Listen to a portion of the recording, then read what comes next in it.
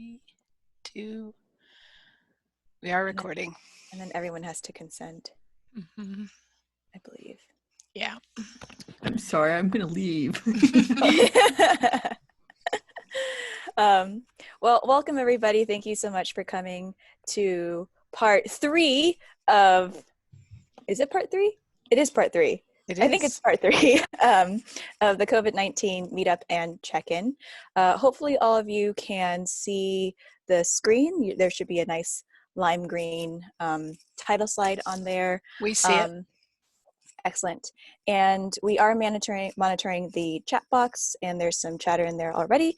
So feel free to say hello or anything else that strikes your fancy. We'll be dropping in some links in there as well. And feel free to ask any questions throughout the meeting. But first, as is now a tradition, Tracy, if you don't mind leading us with your nice calm voice. And 3 deep breaths. All right. Is my headset actually working right? Yes. Mm-hmm. Oh, yay. Murphy's Law. It's kind of going out, so. All right, everyone. As Amelia says, we're going to do our 3 deep breath exercise. So if you will, please just kind of sit up straight or stand up straight. If it helps you, because for some people it actually helps them relax better to just kind of feel the weight of the chair or the weight of the floor, where your feet are touching the floor, or the weight of your chair as you're sitting in it. And you want to have a nice straight spine. And on the count of 3, we're just going to take 3 deep breaths. So 1, 2, 3.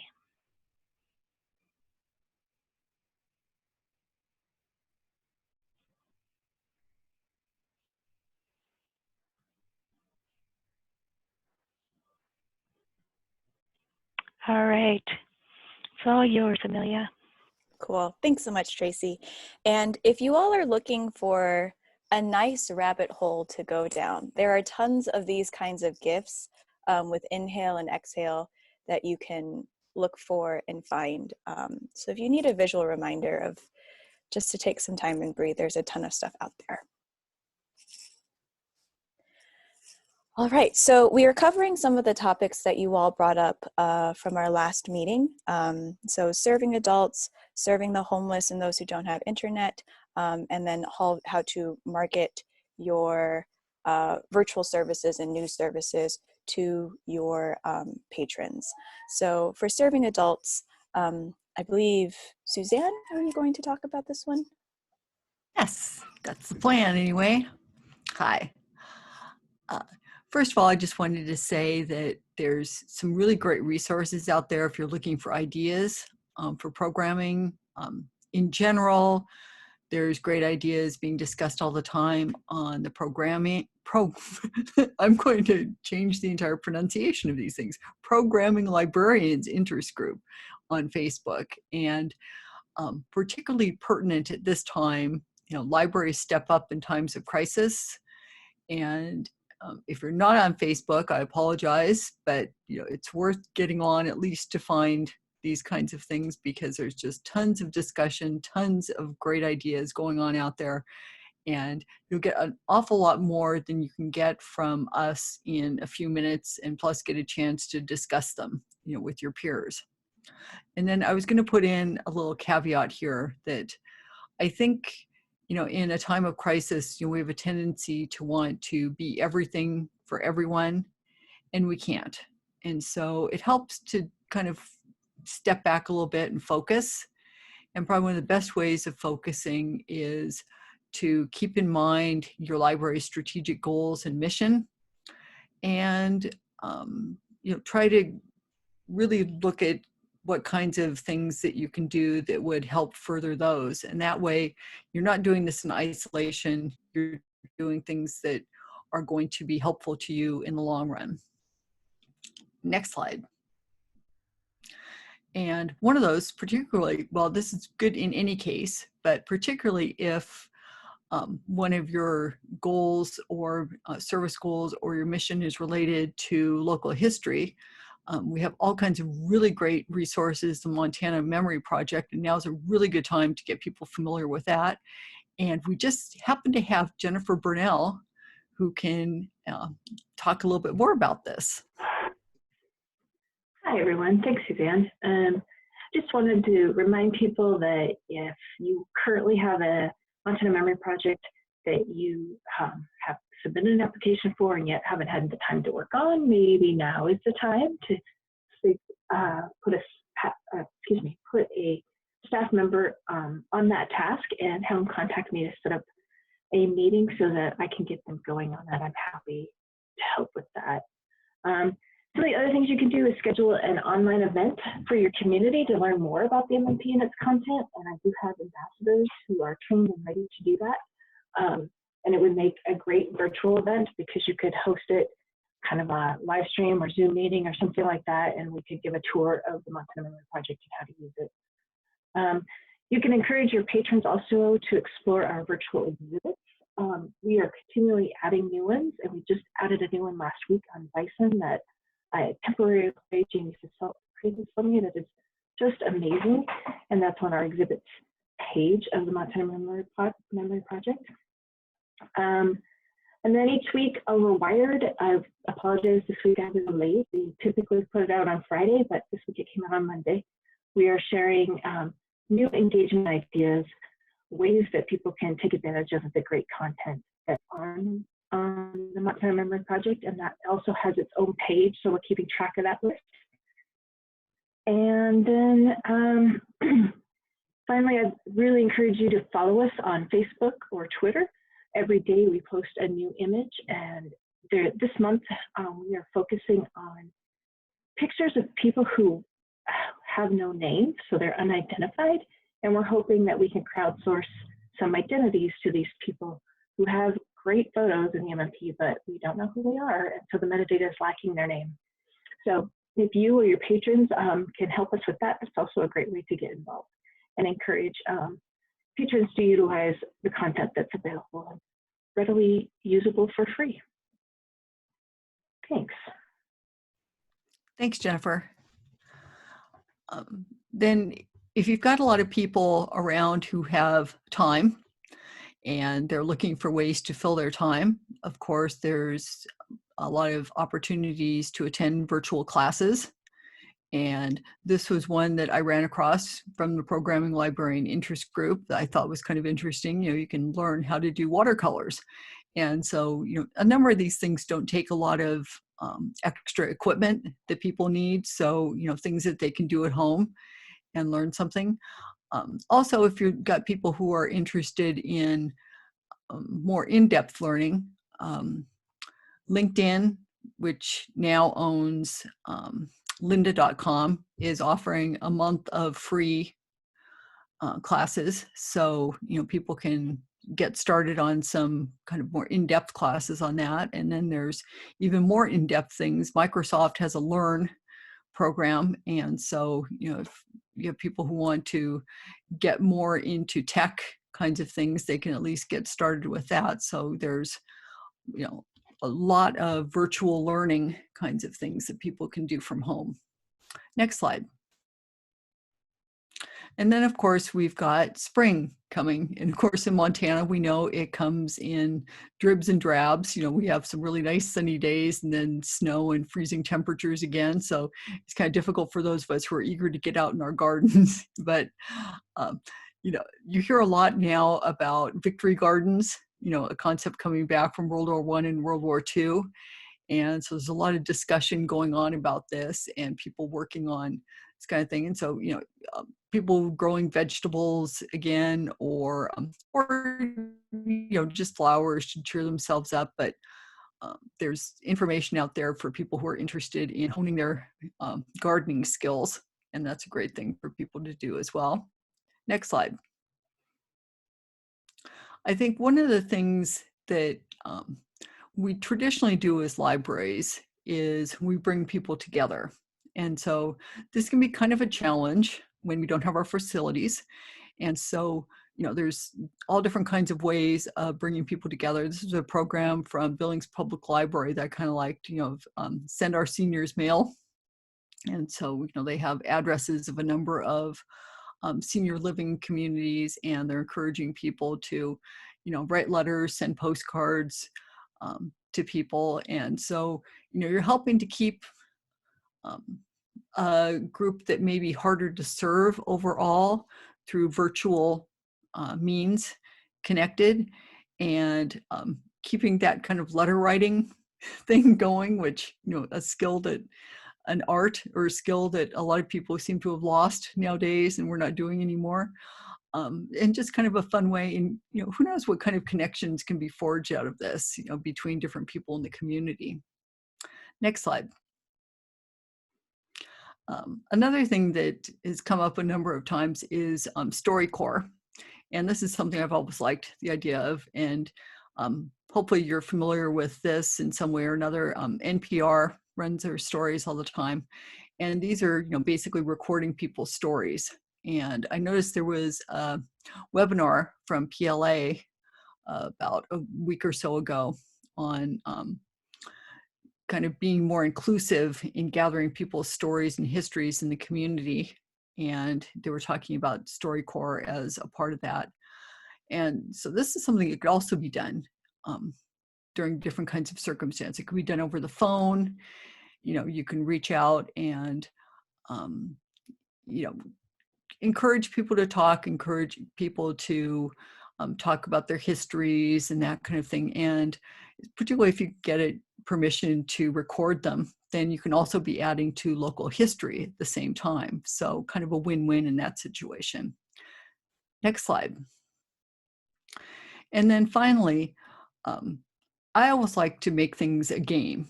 And so I ran across this from North Canton Library, and they came up with a bingo card. And they put, encourage you to go and look at it because it's too small to actually read all of these little spaces. Impossible to make it big enough for that. But, here's a place you can put a number of your library activities in there, in the boxes on there, different programming things that you're doing, resources that you want to highlight. So, like Jennifer was talking about Montana Memory Project, you could put something in there, visited Montana Memory Project, identified a person or a place on there, downloaded a book from Libby, just all different kinds of things, fill in the boxes, and then have some kind of a prize or, a get together for people, when they fill out their bingo cards and get bingos, when the library reopens. So then, you're not only kind of encouraging activities for while you're closed, but you have a way of trying to bring people back in again once they're open. So I think, like I said, there's a lot of great ideas out there and a lot of people coming up with some good stuff. So no reason to be discouraged. There's lots of stuff we can do. So thanks. Awesome. Thanks so much, Suzanne. And just to point out a couple of questions in the chat box. Dehanza made a good point that the term victory garden might be triggering or alienating to some people, and Laura had a great suggestion of calling it a wellness garden, or you could also just call it a spring garden, or a for fun garden, or anything you want to do. I think people will probably be appreciative of anything Wonderful. and garden related. and it's really good to bring up that kind of thing too, because like I said, the Victory Garden comes from World War I, World War II. At this point, it may not be as applicable for a lot of reasons. So by all means, come up with better terms for it. And this is where we can share and come up with great stuff. So thanks. Yeah. We have put in some of the links that were in the previous slides into the chat box. Jessica also shared a Facebook link from the Bozeman Public Library. I'm guessing that's the bingo card, perhaps? Unclear, so you can click on the mystery link and see what it is. We love mystery links. And Jennifer also included a link for creating oral histories. So there is a knowledge base article on that on the Montana State Library help desk, so you can click on that and get started. And Kara asked, some of you have seed libraries, and are your seeds available at this time? Dehanza from Butte says that they have their seeds available curbside, which is really cool. And yeah, people are starting to think about gardens, so that could be a cool exchange thing to do, possibly. Perfect. Thank you. Yeah. So next we have marketing online resources to your patrons, and I believe that Pam was going to discuss this. I think you're right, Amelia.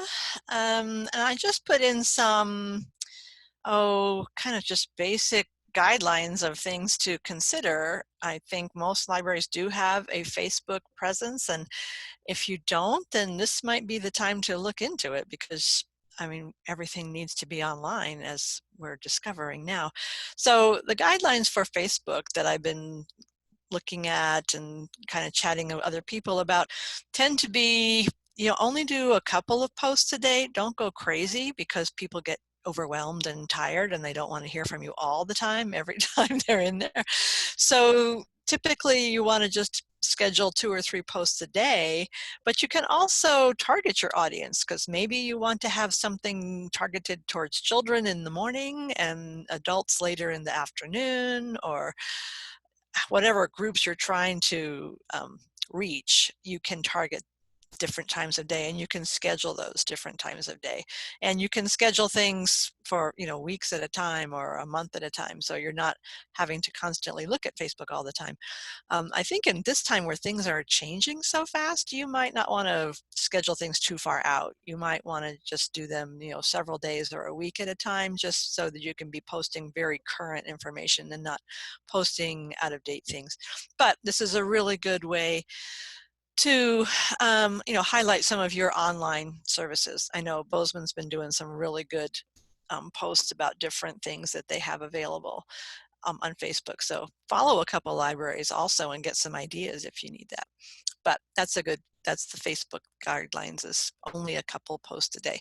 But if you're on Twitter, you can do a lot more frequent things. And I don't honestly use Twitter anymore, because it was too much for me. I couldn't keep up with all the things that we're going through. But Twitter is you can do a lot of short, fast posts and reach a lot of people that way too.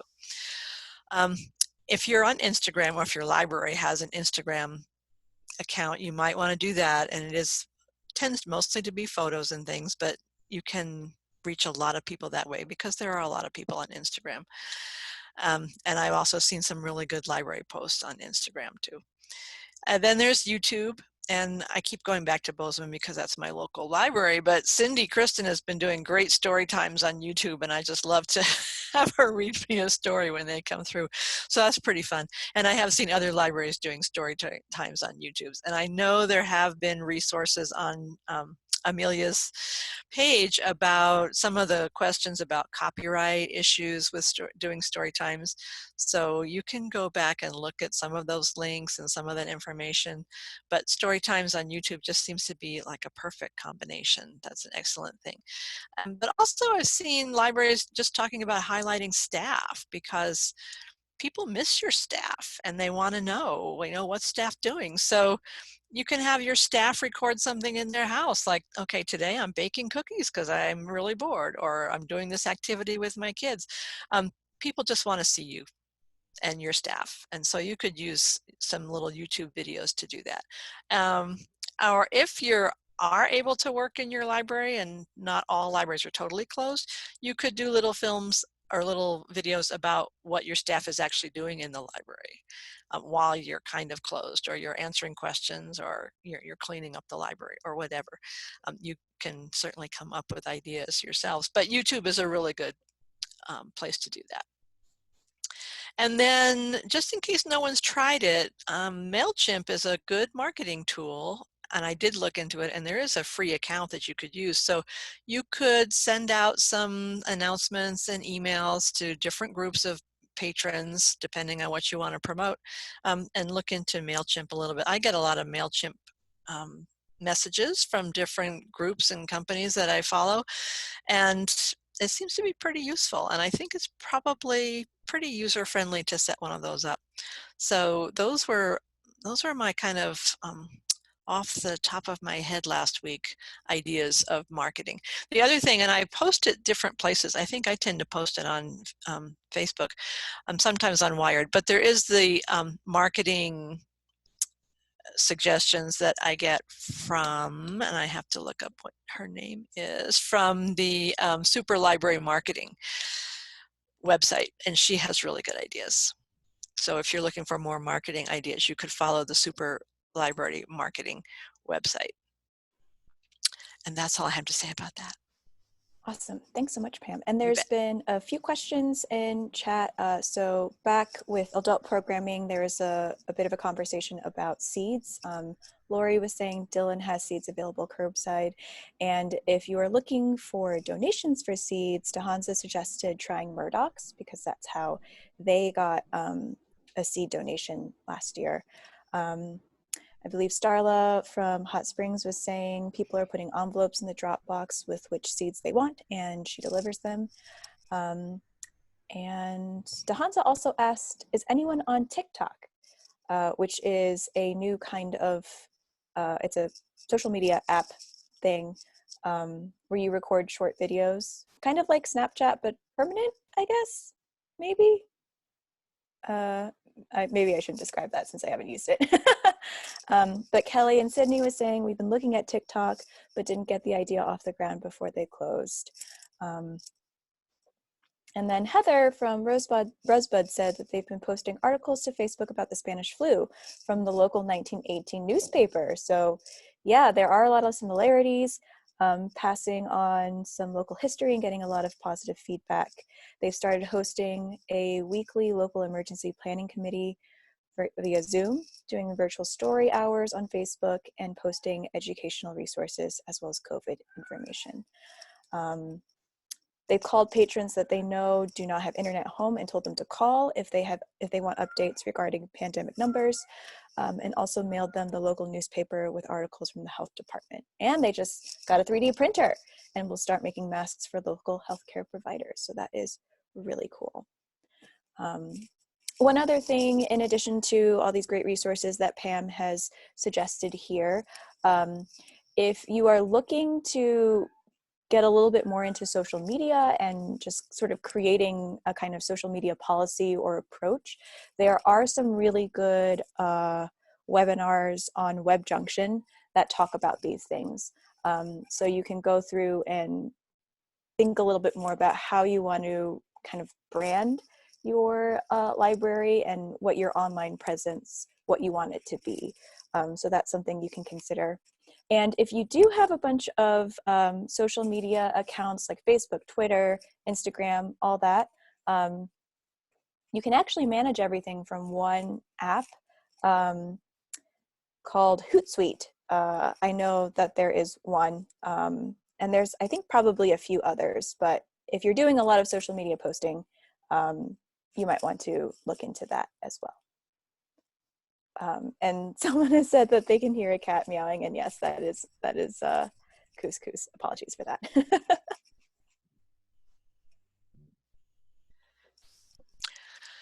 I think this one was another slide that I put together here of just some ideas, and I know Suzanne had some good ideas on a couple earlier slides. Clearly, we just kind of throw some slides together and don't always communicate what we're talking about. But I have seen some libraries that are doing some website scavenger hunts just to get people, if you have a website that is a little more involved, some of the larger libraries do, you could develop some questions and send your patrons in to find some things on a website to highlight your services, your programs. It's a good way to get people more familiar with your website. So a little scavenger hunt, like the bingo cards that we talked about earlier, a website scavenger hunt can be a fun thing to do. And then I also mentioned the highlight staff working from home because people are just missing seeing your staff. And I also saw a library talked about dress like a book character. So you could have a little contest of dress like your favorite book character. They could post a photo, on your website or send it into your Instagram account or something like that, just to give people fun things to do. And then a lot of libraries are doing online trivia, and I think there are some in Montana that have, like Imagine If is having trivia. So I've seen these sites called CrowdPur and Kahoot that people are using for that, so you might investigate some of that. And if anyone else is doing online trivia, I'd love to know, because that could be a fun thing to do. Yeah, and feel free to share trivia questions with each other. The few times I've had to do trivia, it's kind of hard to think of good questions. So if you have It some, is. you should share that with everybody so that, people don't have to spend time racking their brain for like obscure but not too obscure pieces of knowledge. Oh yeah, Kelly says they have online trivia 2 times a week. That's awesome. Oh, awesome. Yeah. Cool. Jennifer also saying that there's a sneak peek. The Montana Memory Project will have a brief scavenger hunt with their new bison exhibit. There So you that's go. cool. Yeah. And then Jessica had also posted an article about Butte from the Montana Standard about the Spanish flu as well. So you guys can check that out. It's in the chat box if you want. Carmen from Bozeman said we are doing an online arts and crafts show and tell on Facebook, which is super cool. And Kelly said that their trivia questions are still on the Facebook page, so people can check those out there if they'd like. Okay. So next we'll move on to serving the homeless population and people without internet. And actually, unfortunately, there is not a whole lot of information on this as of yet. I've asked in a few listservs across the nation, and I think everyone is still wrestling with how to address this. So in the next slide, I have a few articles that talk about the homeless population specifically and COVID-19 and how it's affecting them. And it doesn't necessarily offer any solutions, but they are good articles to show specifically what challenges these communities have. And I'm honestly not sure if libraries are necessarily the best place to address some of the issues, such as, access to bathrooms or proper access to food or sanitation and hygiene and all of those things. But it is, I think, important to be aware of, and it's important to know exactly what the bottlenecks and what the obstacles are. So, oh boy, my cat just... That didn't sound good for that one. Well, it already happened, so it's fine. In one of the articles I saw, one library did do something where they just put a clock outside the library, because if you don't have a phone, if you don't have a watch, you might not know what time it is. So that was something pretty simple that they were able to do. Contacting your senior centers to distribute information, contacting your homeless centers, I think is a really great way to see what services are still available, trying to communicate that in some way, and seeing how you might be able to supplement their efforts. I think probably accessing information is probably a difficulty for a lot of these people. So figuring out exactly what is allowed and what is still happening would be a good way to do that. And perhaps providing flyers and information to homeless centers as well, to try and get information about your services, about what is still being provided to people, and trying to meet them where they are. So there were a few comments in here. So, Laura said that Missoula is taking their annual Peeps show online this year, which is super cool. And Beth said in Bozeman, HRDC gave out tents, camping equipment, and sleeping bags to the homeless. And Susie from Great Falls said, we took the lock off of our outside electric outlet to provide a means for people to charge their devices. Yes, that was something else that was mentioned in some of the articles. So I will continue to search and see what else comes through in the library listservs and things that I'm on, to see if people are doing more in this area. But as of right now, there doesn't seem to be a whole lot. Laura said that info is on the website for the Peeps show, and that is in the works.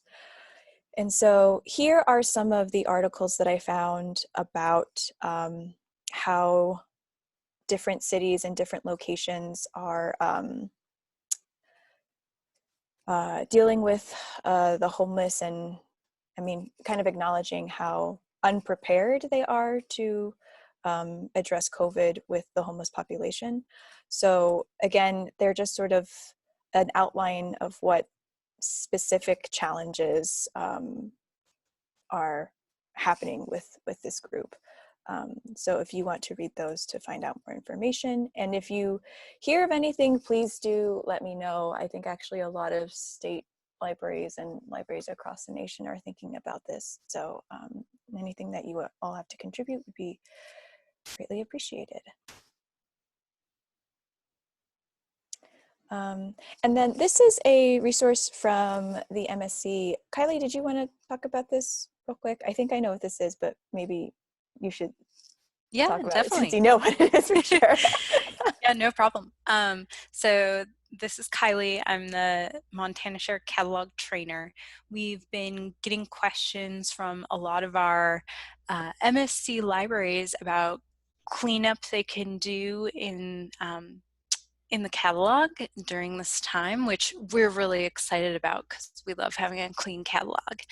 And what I did was I linked to our article on all the reports in Blue Cloud Analytics that you can use to clean up the catalog. So I don't know if you have that pulled up, Amelia, but it's things like looking at items that have been claims returned or that are in cataloging or repair, and that just need to be handled in some way, maybe discarded, maybe recatalogued. There's also like barcode errors for both items and users, that kind of thing, all that fun stuff. So yeah, if you have any questions about that, you can open a ticket or just take a look at that article. Yes, and I put the link to that article in the chat box, so you can grab that there. And then one other update, so the COVID guide for libraries that we have been adding to, we decided to move it into a different format so that we could organize it a little bit easier. Mainly, we have a table of contents now so that you can go down to the section that you want, because the previous guide was getting a little unwieldy in terms of how long everything was. So all of the information that was in the other guide is still there. It's just been moved into a different part of the help desk. And so that link is here on this page, and I will go ahead and drop that into the chat box as well.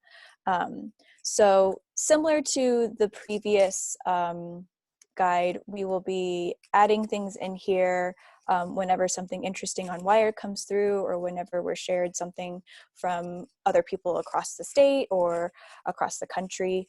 So please do check back and you can see what new things are added to the guide. To let you know, there are a few things that we just added that might be of interest. So Maps Connects Montana, I misspelled that. They have a daily creativity challenge. So if you have kids or adults who are bored, you can send them there and have them do some of the challenges that have been posted.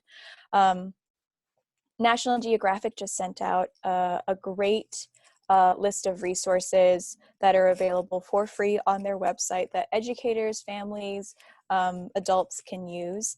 I highlighted one of them here, which is the Explorer Classroom. So every weekday at 12 p.m. Mountain Time, there is an hour-long session where they talk with someone from the field, either like a biologist or a surveyor or someone who's doing some sort of project, and they explain what they're doing, why they're doing it, and people can ask questions. So that's pretty cool. And there's also here the remote work toolkit from the Department of Labor and Industry here in Montana. So there's just been some interesting conversations in the economic development world about people have always talked about remote work and you know, especially trying to attract people to smaller communities in Montana and how they're able to support remote work, and how COVID-19 has sort of jump-started this massive experiment in remote work. And people are sort of discussing how to capitalize upon that, and maybe seeing what things can continue once the pandemic is over, and how we can sort of pivot to accommodate a lot of industries that are actually able to function in remote work situations. So that's sort of interesting to check out if you would like. And I will go ahead and drop those links into the chat box really quickly. So here is the daily challenge thing, National Geographic, and then the remote workforce toolkit. And then Laura just dropped in the link to the Peep Show on the Missoula Public Library website, so you guys can take a look there. They just put it up. And then Jessica said, I like the idea of offering more virtual library opportunities like fitness classes and things.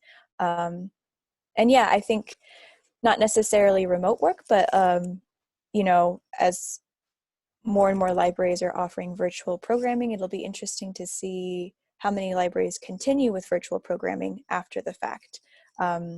Just in kind of casual conversations I've had with people, they've said, yeah, you know, some people are interested in coming to the virtual programming, even though they never came to the in-person program. So for some people, it might be a preferred format. So that's also something to consider, where this doesn't have to be an only now thing. It could be a permanent addition to your regular programming. And then Joe, if you would like to talk about gloves. Yeah, I'm going to start talking about it. Hopefully you can see me. I have all my PPE here, my gloves, my personal protective equipment, and my mask. And I just want to point out, I used to be an EMT, so we had a lot of training on how to take this stuff off, because it's supposed to protect you. And if you take it off and contaminate yourself, it's not doing its job. So I'm just going to walk you through this. First of all, you take off your mask, because you want to take that off while you still have your gloves on, because that's contaminated. Dispose of it properly. And then this is the fun part with the gloves. So you just take and start with one glove. Here we go. Here's the glove. And you're going to kind of pinch the palm with the other glove and pull it off without touching your hand. See, you're going to keep all that glove off. Well, my hands are a little sweaty, so there you go. Now I'm going to ball it up in my fist in that glove. This hand is clean, completely contaminant free. Now to keep this hand contaminant free, I'm going to just stick my finger underneath the edge here and then peel off the glove inside out while holding the other glove inside. And that way all the contaminant stuff is on the inside. Just gonna fold it over without touching any of the bad stuff. And voila. Really simple, but you probably didn't think of it. I know I never did until I officially got trained. So I did do a little video on our Vimeo site, and I'll put the link up, give the link to Amelia for our COVID page, and you can share this with anyone in your library who is using personal protective equipment so they take it off correctly. And that's all I have to say about that. Awesome. Thanks, Joe.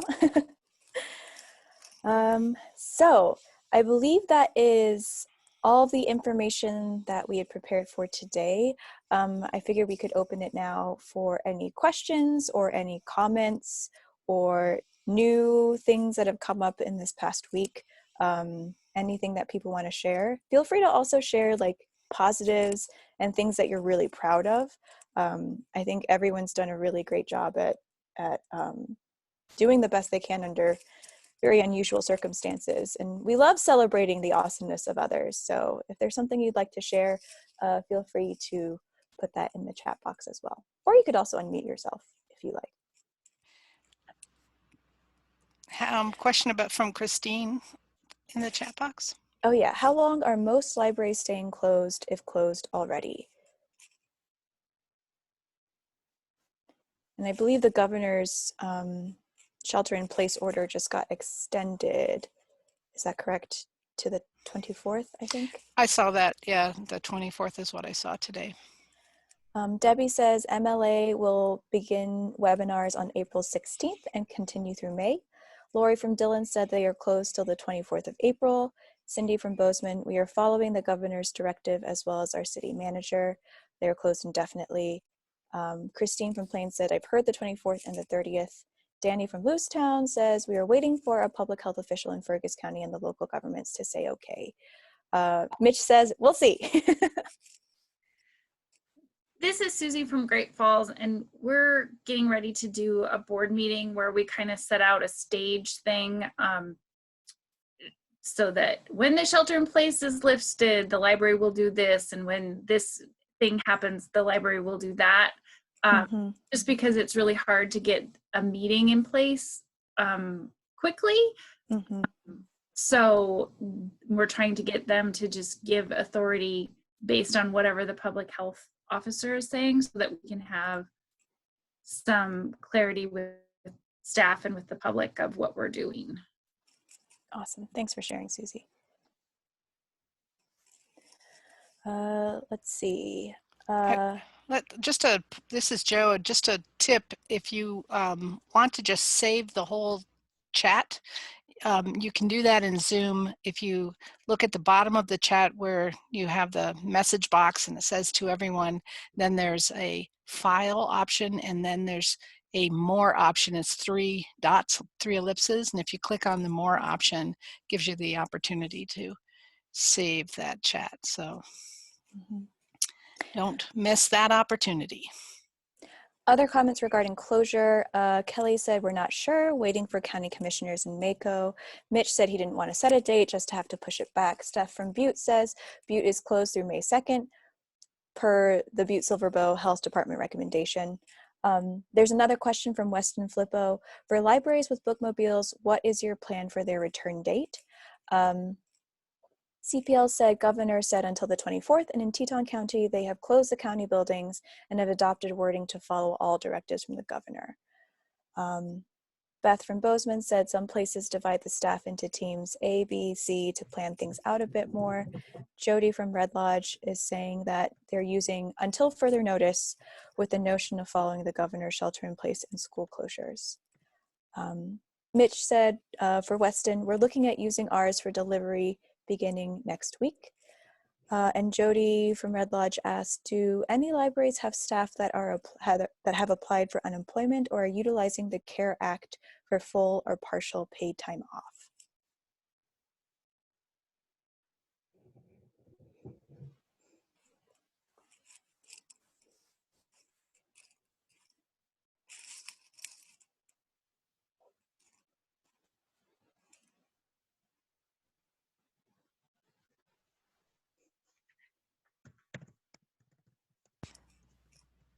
I don't see any responses coming in.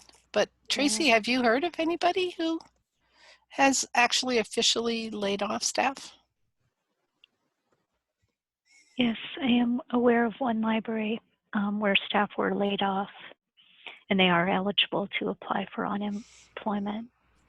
But at this point, there is only the one library. Most of the libraries that have been talking to me have been able to use paid administrative leave during this time at this point, but that's just a small sample size. It's not necessarily the entire state. Looks like Conrad has also responded.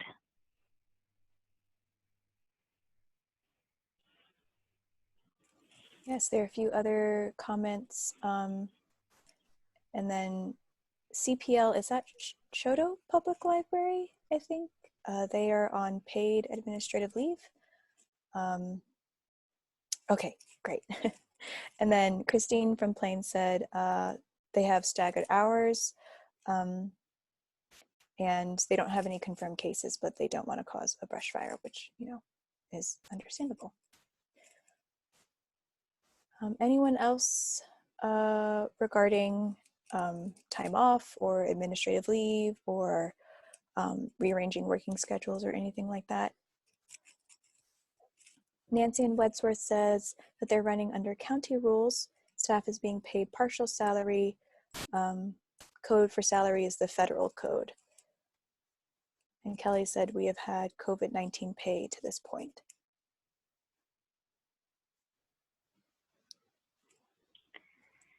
This is Tracy again, and I would be curious, how many of you have kind of started to think about reopening and how you would go about doing that? I know Susie has, and she graciously said I could share her plan if anyone's interested.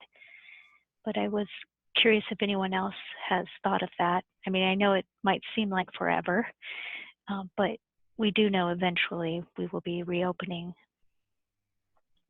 And I was curious if anyone else had thought of that. That's a really good question, Tracy. I was talking to someone in our ticket system the other day and I mentioned a thing and she's like, I am putting that in my start back up folder. And I thought that is a good idea because it's, you know, all the stuff that is coming across our desks right now. You might not need that info at the moment, but when you're ready to reopen, you might need it then. Yeah, definitely. I think that's a great suggestion to have a little task list to remind you about how to reopen. And yes, Beth, that's what I've heard from numerous library directors, is they just want to make sure that it's done safely. And of course, every library is different, and how you manage to maybe maintain physical distancing could be challenging, as well as whether or not when to start or restart curbside service and so forth. One quick comment, there was a Director 1 who said that they're interested in Susie's plan. We don't know who that is, so. Well, this is Joe, and I was going to give you one more Zoom tip while we're here, and that is if you go to your name in the participants list, and you'll see an option, if you hover over your name, you'll see an option for more. And if you click on that, you'll see an option to rename yourself. And you're renaming yourself just in Zoom. It doesn't change anything else. But if you sign on like Amelia, you can do this right now. Instead of your email address, you can change it to your actual name. And if you do that, the next time you log into Zoom with the same credentials, it'll remember. And so we'll actually be able to tell who you are. I mean, some of you have admin, and these might be just related to your Google account or your Windows login. Yeah, your Windows login. Lots of things can kind of trigger how you get named in Zoom. But if you tell Zoom today how you want to be named, so again, that's just hover across your name, and when you see the More button, click on that and choose the rename. And then while you're there, you can also edit your profile picture, put a picture of yourself up. That'd be great too. Thank you, Amelia. You're Amelia Kim now. Yes, I had misspelled my name when I first did it, so I fixed it. That's unfortunate. And I did upload Susie's plan into the chat. So if you would like to grab it, you can do so. Might make a good topic for a future one of these meetings to just talk about reopening and kind of doing that smoothly and deliberately and safely. Yep. There's a comment from Jody about the magic show scheduled for early July, imagining that we have just returned to normal and whether folks will really want to cram into a meeting room or attend lunch and learns and that sort of thing. So yeah, something definitely to consider. And Susie said to note that the plan is an unapproved draft, so it will probably change, but definitely it probably has some really good things to start thinking about. As Tracy said, it would be great to have a little folder of things. So if you think of anything else, please feel free to send it to one of us and we can start collecting it and putting something together for all of us to consider. Yeah, we have about 10 more minutes till the top of the hour. So if you guys have any other questions, any other topics you'd like us to address in our next meetup, anything like that, please do let us know. So this is Pam. I'm just going to throw this out there that because on the Super Library Marketing post this morning, it was about what are you doing with your summer reading program? So I'm curious if people want to, if they've planned for their summer reading, are they just waiting to see how things go or what?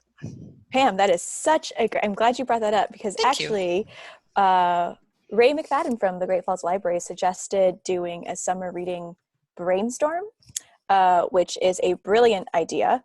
I think I would appreciate that. And I think a lot of other people would appreciate that as well. We are still in process of asking about quote pricing from some online tracking software. So Beanstack and Read Squared are the ones that we are looking at. I think they have been experiencing high volume of inquiries, so they haven't quite yet gotten back to us. But we're hoping to have an update on that so we can start doing some research and look into those more seriously. But yeah, I think it might be good to talk about contingency plans or to talk about summer reading planning processes in general and share what might be happening. So Beth had a Zoom question. How do you upload a picture to your profile? And I actually don't remember how I did that. Well, you need to, this is Joe, you need to have a picture first and you need to kind of know where it is. So put it on your desktop or in your pictures file and give it a name that you like. And then you again, hover over your name when you're live here in the right in Zoom is the easiest way to do it. And then choose the more option. And one of the options under more is rename and the other is edit profile picture. And well, mine says edit profile pictures, but yours will be probably share profile picture because and then you'll just have to navigate to that spot on your computer and upload it, and you can kind of manipulate it a little so it's centered and stuff. But yeah, give it a try. You can also, if you're having trouble with Zoom, let us know. We're happy. Any of us are happy to kind of meet with you and walk through some of the navigational options with our new tool. Regarding summer reading, Lori from Dillon said that they're waiting to see. Summer's been planned, but before they cancel everything, they want to wait and see. Della said that summer reading, they got their awards before they shut down the shipments. Yay! But last year they had success using Scholastic to track reading online. And Kelly and Beth are both saying they don't have the option to edit their profile picture. Maybe. So they logged in with the web version. They didn't download the software, I think. Yep. So everybody whose name is followed by a guest in the list, yeah, you joined through the browser instead of downloading the software. Yeah, we do really recommend the next time you come join a Zoom meeting to download the Zoom application to your computer. You'll have more functionality. And then someday when we want to share screens and do all the fancy stuff, you'll be able to do that. Oh, Wedsworth says she's downloaded the option, but it still doesn't have that. Well, that stinks. And neither can Christine. She has the app, but can't put a picture up. I don't know why. Well, we'll look into that, try to figure out what's going on. I don't know if this works for everyone, but I've had luck when I'm down by my microphone, there's like an arrow. And if I click the arrow and I actually go to audio settings, I get a whole bunch of other settings, including one that's profile, and I could change my picture there, I believe, if that helps anyone. Wow, I didn't know about that. Yeah. Wait, Tracy. It jumps you to if you have just the app, when you pull it up, there's a little tiny gear in the top right of the home, and that gear jumps you to all those settings too. So if you can't do it during this meeting, but you have the app, you might check it after you log out of the meeting. Because all the cool kids have their picture up there. Right, Amy? Right. I know where it is. I just haven't done it. I know, we're just kidding you. But I also, talking about canceling, postponing, you might have seen the Tracy's post this morning that we are officially postponing the Directors Institute. So we will not be meeting up in June. There's quite a bit of concern that people probably, even if things are better in June, people probably might not want to come and spend 4 days in close quarters. And you need the things we have planned are not very doable at a distance. So we really felt it was worthwhile. And there was the opportunity with both our facilitator and our venue to pick a date in August, which just feels a lot safer. And one last thing to mention, I think Tracy also sent an email out on Wired about this, but just to remind you, the Attorney General did provide some guidance on hosting public meetings, and so that got written up into an article here, and I will drop this link into the chat box right now. But here are some common questions that this article addresses. And you can see here, there are these two questions. We don't have online meeting software access. Can the state library help? The answer is yes. So you can look there to figure out how to submit a request to have us host your meeting. And then there's also, how do I host or attend a Zoom meeting of my own? And Suzanne has very nicely written up this great guide on how to do both of those things. So you can click on that and it'll walk you step by step through some of the basics of Zoom. Yeah, feel free to check out this article and let us know if you have any questions about that as well.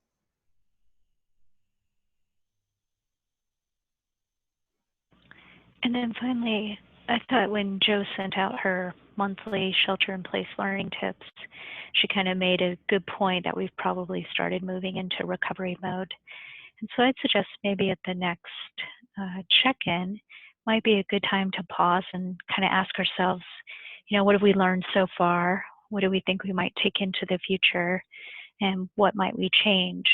And I think that might also, although this is a painful conversation, it might be a good conversation to have, because I think many of us suspect we're going to enter into an economic recession, which is going to hurt our community members and quite possibly our libraries too. So while it might be a hard conversation, I would suggest it might be good to just kind of chat as a group and see what we come up with to kind of make the transition as smooth as we can, and maybe also kind of make some lemonade, so to speak, from the challenges of the COVID-19.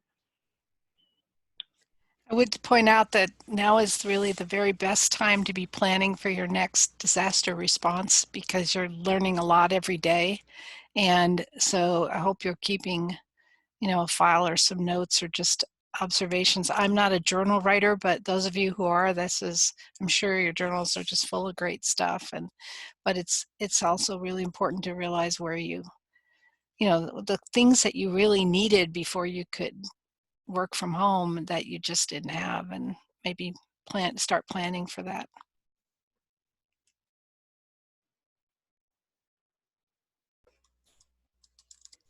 Okay, we have 2 minutes left, so if there's any pressing questions or topics to address before then, please let us know. And if you think of anything else that we should address in the next check-in, besides what Tracy and Jo just mentioned, feel free to suggest that as well. I just love getting together with everybody. I look forward to nice. this. I was kind of disappointed when we didn't do it on Monday and I had to wait 2 more days.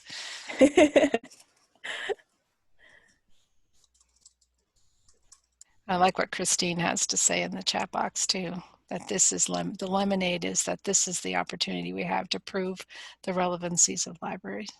Very true. Seize it, she says.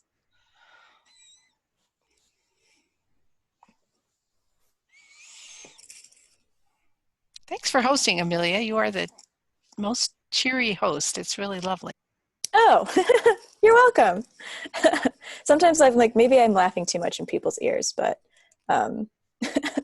yes, you guys all got to hear Couscous crying. It's really my own fault. We took him out on a leash today thinking like, oh, maybe he would enjoy being outside in the sunshine, and he enjoyed it too much, and that's why he's been crying the rest of the day, because he wants to go back out, and is very upset that we're not letting him out.